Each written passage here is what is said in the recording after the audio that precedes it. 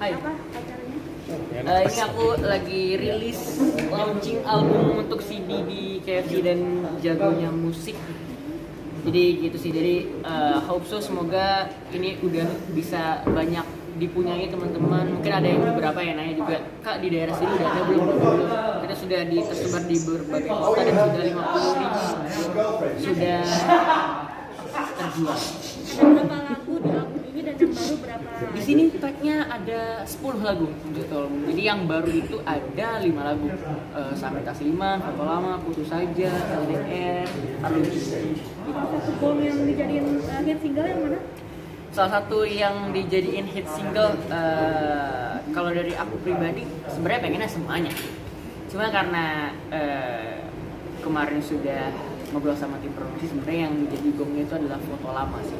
Jadi karena kemarin juga udah syuting video klipnya, yang lain itu video lirik. Tapi ya kita kan gak bakal tahu momen lagu itu naiknya kapan, bisa lagu apa aja yang bisa naik.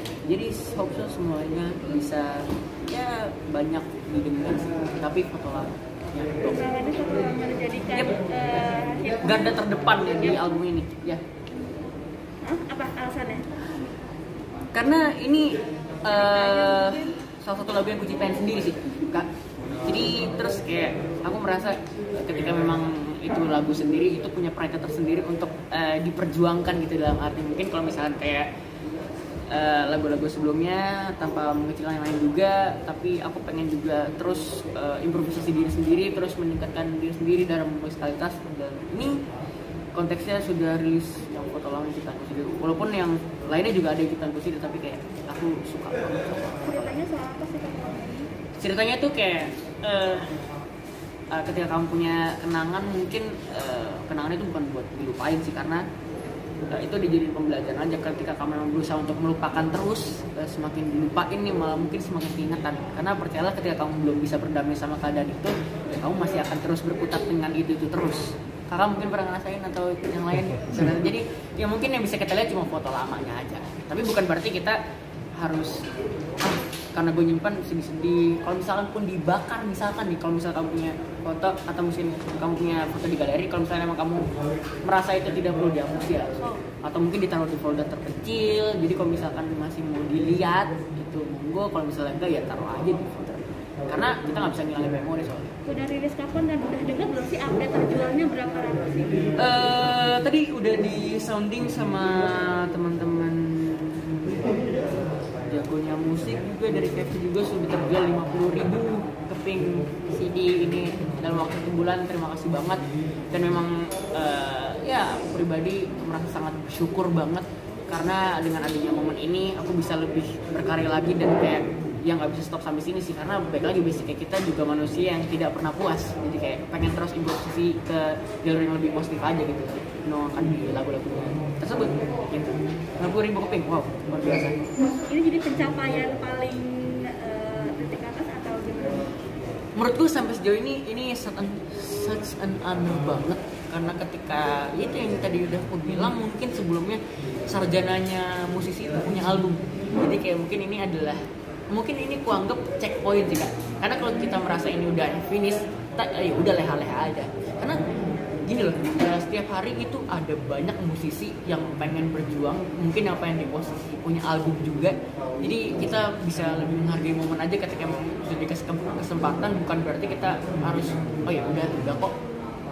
Ada beberapa contoh dari musisi-musisi sebelumnya yang senior juga satu album keluarin lagi. Karena kita kan nggak bakal tahu album itu akan naik kapan gitu. Let's say ada beberapa lagu yang mungkin di tahun 2000-an, mungkin karena sekarang ada demam TikTok, lagu yang bisa dipakai soundnya, dan kita nggak bakal tahu momennya itu akan terjadi kapan. Jadi kayak terus ini aku anggap sebagai checkpoint aja sih. Jadi bisa semangat lagi. Mungkin ada lagi. Main sendiri kan. Yep. Terbilang latar belakangnya tuh nggak ini, tapi tiba-tiba akhirnya muncul sebagai cowok yang melo. Oke. Bisa cerita tuh. Betul yang tadi seperti Mr. Steve juga bilang, looksku tidak menggambarkan cowok yang mellow, yang mungkin dibilang menye-menye atau gimana. Tapi ya itu sendiri, aku pengen lebih mengkampanyekan, dalam arti kayak kesedihan itu memang hal yang wajar. Kesedihan itu atau rasa sakit itu bagian dari diri kita karena kita sudah dianugerahkan hati yang cukup luar biasa, bisa merasakan banyak peristiwa gitu loh. Dalam arti kalau misalnya aku pribadi, aku pengen membuat imageku sedikit berbeda. Dalam arti kayak orang yang looks-nya terlihat sangat tough, sangat ya mungkin bisa dibilang kuat dengan berbagai ornamen. Kalau misalnya aku pribadi punya tato dan apa, tapi tetap masih punya hati dan bisa masih bisa ngerasain sedih aja sih. Jadi kayak gak bisa mengkotak-kotakan yang boleh nangis, let's say, sorry to say, cuma cewek. Yang boleh berekspresi itu cuma cewek. Tapi mungkin kita juga beberapa kali diajarkan kayak ya laki-laki kan umumnya lebih kuat atau apa kan. Tapi kalau masalah hati menurutku kayak orang bebas mengkampanyekan hatinya sendiri untuk mungkin dikeluarkan atau jadi kalau dia mau nangis di sosial media ya kalau dia mau di rumah juga doang silakan, nangis sendiri juga silakan banget. Tapi baik lagi kalau konteksnya ke sosial media, let's say dia udah sedikit dia masih konsekuen ketika ada yang komen atau apa yang gitu. Tapi ya aku lebih pengen mengkampanyekan diriku sendiri, persepsi aku sebagai orang itu bebas untuk melakukan berbagai macam ekspresi yang dia lakukan tanpa melihat fisiknya itu harus di mana. Kayak gitu sih. Kan katanya bilang Indonesia kan sensitif agak cukup sensitif sih.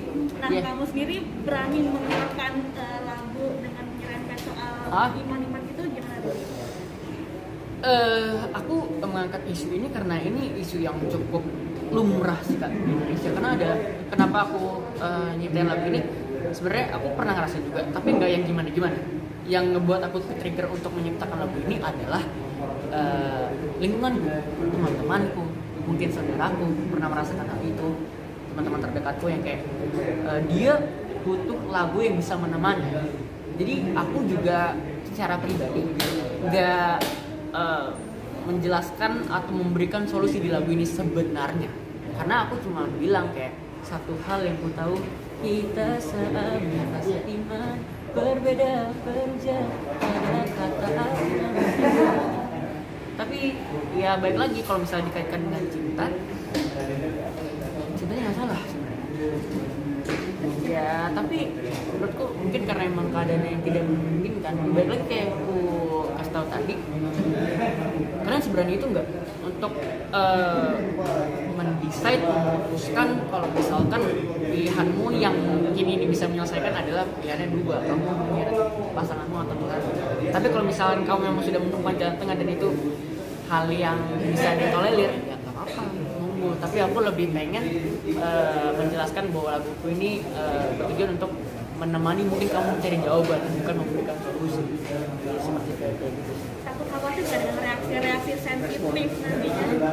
Enggak sih, karena setelah aku rilis lagu itu bahkan teman-teman semua, mungkin fansku, followers gitu pada bilang kayak terima kasih sudah menciptakan lagu ini, aku jadi lebih tenang. Mungkin kan kalau misalnya kayak di momen yang dia lagi tidak baik-baik aja, dia merasakan kayak bunda atau apa, mungkin yang pernah ngerasain beda agama itu, tapi ya dia bisa sedikitnya menenangkan gitu, karena musiknya juga lagunya lebih sejuk, lebih apa. Aku juga memasukkan ornamen, ada lonceng-lonceng gereja dan Arabic kayak gitu. Walaupun sebenarnya yang nggak cuma dalam tanda kutip cuma agama itu, nggak sih, kayak ada beberapa agama yang juga merasakan itu. Tapi kayak ya baik lagi kita sudah ada di Indonesia yang Bhinneka Tunggal Ika, berbeda-beda tapi tetap satu ya.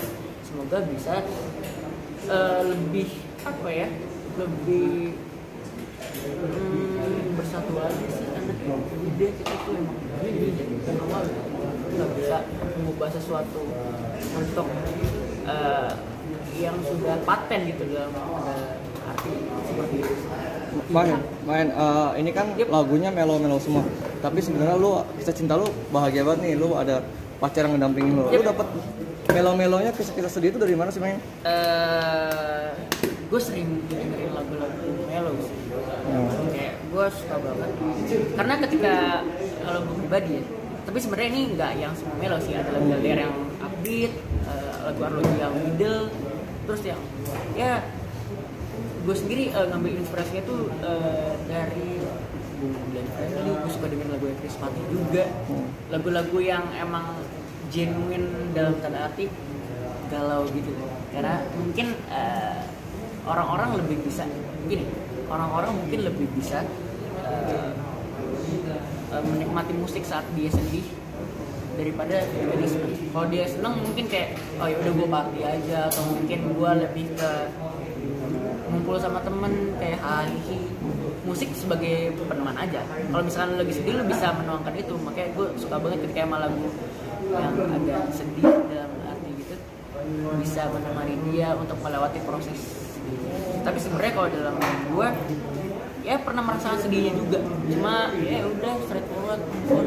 Kayak anggap yang kemarin-kemarin adalah sebuah pelajaran, jangan benci, jangan gimana, karena ya, itu memang sudah pilihan dan memang udah jalannya. Gitu sih. Tapi ada nggak sih lagu yang lo buat atau yang dibuat sama cewek lo juga untuk mengisahkan perjalanan cinta kalian berdua ini? Atau mungkin antinya sebenarnya akan dibuat juga untuk? Kalau misalkan dari track lagu ini sebenarnya ini kisah-kisah yang emang udah gue alamin sih, bukan yang emang baru banget. Misalnya gue jalannya sama Basia gitu. Ya lagu ini tercipta, makanya judulnya sebuah cerita ini adalah pengalaman cerita yang emang gue pengen suguhkan kalian semua. Tapi nggak masuk kemungkinan gue pengen buat emang bikin lagu yang happy, yang emang untuk buat pasangan gue pengen sih, pengen banget malah. Karena melihat antusiasme orang-orang yang dengar lagu LDR yang upbeat, yang seneng, itu kan dibilang lagu sedih ya enggak juga, karena dia cuma bener kayak sabar, nanti kita bakal ketemu kok, istilahnya kayak tenang dulu, kita bakal ketemu sayang gitu. Dan itu works buat teman-teman semua pada seneng gitu dengar lagunya, ya also bisa ngebuat untuk pasangan juga dalam arti yang senang-senang gitu. Jangan yang sedih-sedih terus lah. Tapi jauh ini support cewek lo gimana sih kalau? Baik banget.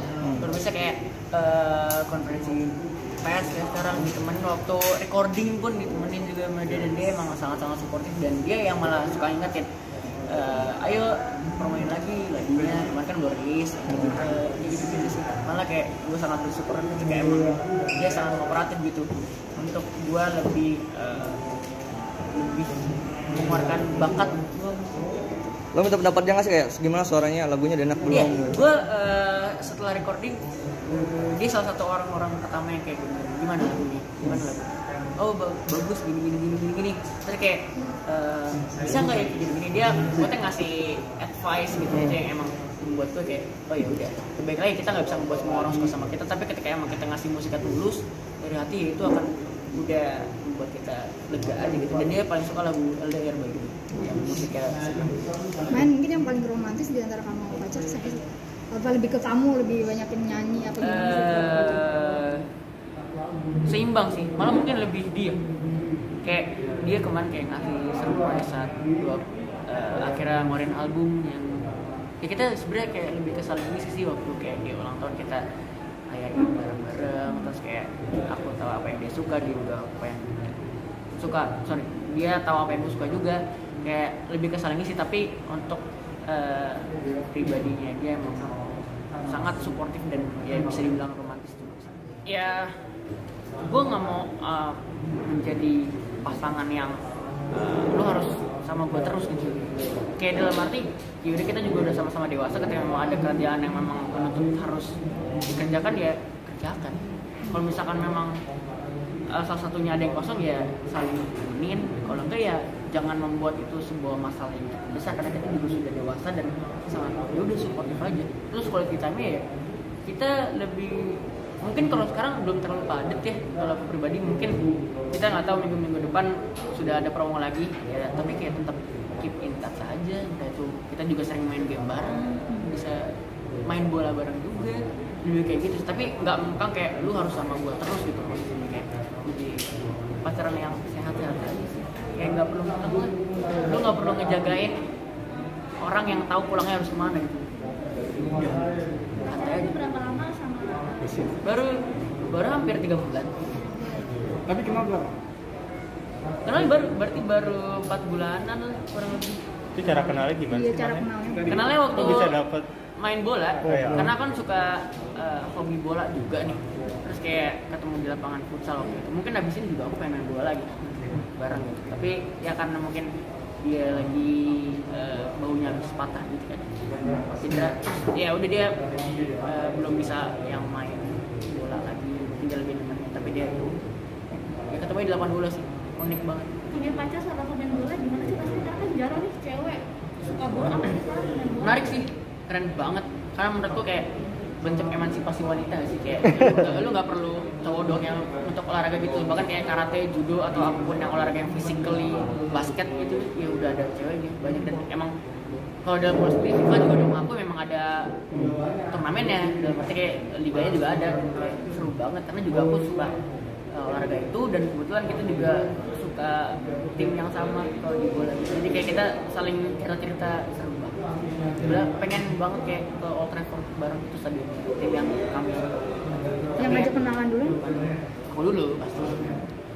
Tapi punya pacar pemain bola lebih jago siapa sih kira-kira kalau kayak basic juggling mungkin?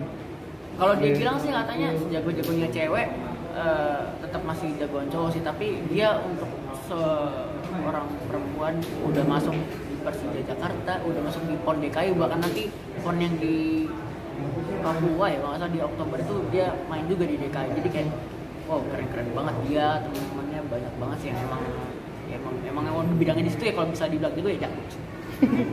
Cewek kan mainnya di Persija kan Persija sendiri punya best fans yang gede juga. Nah pernah nggak sih lo dicemburu sama fansnya Persija ini, terus gimana reaksi lo?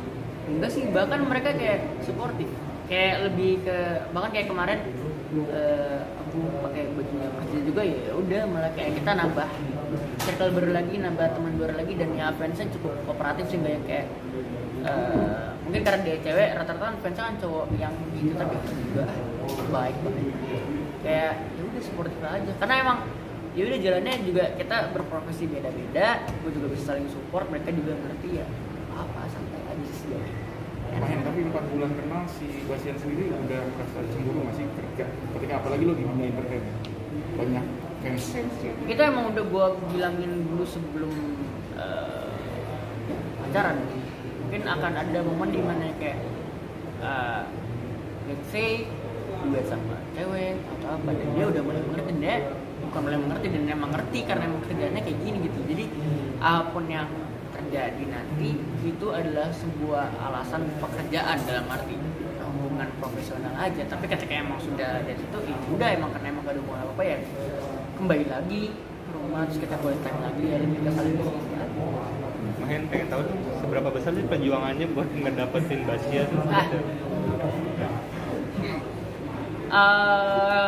Karena mungkin kayak main bola pendekatannya sebenarnya agak unik sih.